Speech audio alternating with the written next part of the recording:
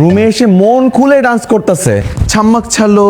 এত লজ্জা করে না? ফেল করে আবার নাচিস? মোটেও লজ্জা করে না আন্টি, কারণ সে তো ইচ্ছা করে ফেল করেছে। ইচ্ছে করে? না আঙ্কেল, ওই যে আপনারা আশায় বুক বেঁধেছেন মেয়ে পাশ করলে একটা ভালো ছেলের সাথে বিয়ে দিবেন, আপনাদের ওই আশায় ঘুরে বালি, এর জন্য সে ইচ্ছা করে ফেল করেছে। আমার এত মেহনত পুরোটাই বেকার গেল। ওকে দিয়ে আর কিছুই হবে না। একটা কাজ করেন, রাস্তা থেকে একটা ছেলে তো ওকে বিয়ে দিয়ে দেন। স্যার, আপনি কিন্তু একটু বেশি বেশি বলতেছেন। ও ঠিকই বলেছে, তোকে আমি দুদিনের মধ্যে বিয়ে দিয়ে দেব। ভেবেছিলাম পাশ করলে ভালো একটা ছেলের বিয়ে, তো তার সাথে বিয়ে দেবো, কিন্তু তা তো আর হলো না।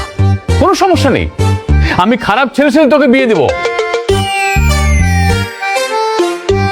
সেই ভালো, আজকে থেকে পাত্র খোঁজ করা শুরু করে দাও, ঘটক লাগাও, যত তাড়াতাড়ি সম্ভব ওর বিয়ে দিয়ে দাও। না মা, বিয়ে করবো না।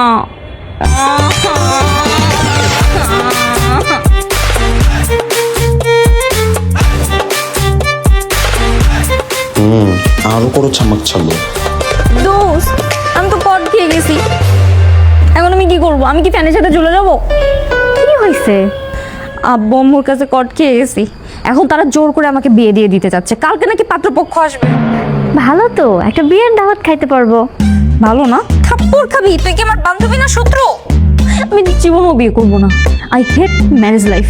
আমি মরে গেলেও বিয়ে করবো না, তারপরে আমি এই সিলিমির সাথে ঝুলে যাবো। আঙ্কেল আন্টিকে বুঝিয়ে বল।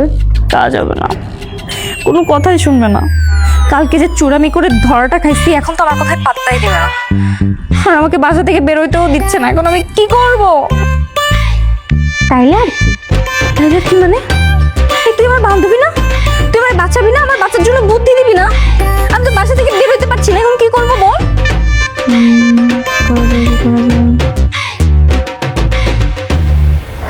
আইডিয়া শোন, বলবি কাল পার্লারে যাবি, তারপরে বাসা থেকে বের হ, কি করব না করব কালকে ভাববো। ওকে, ডান, ঠিক আছে। ওকে।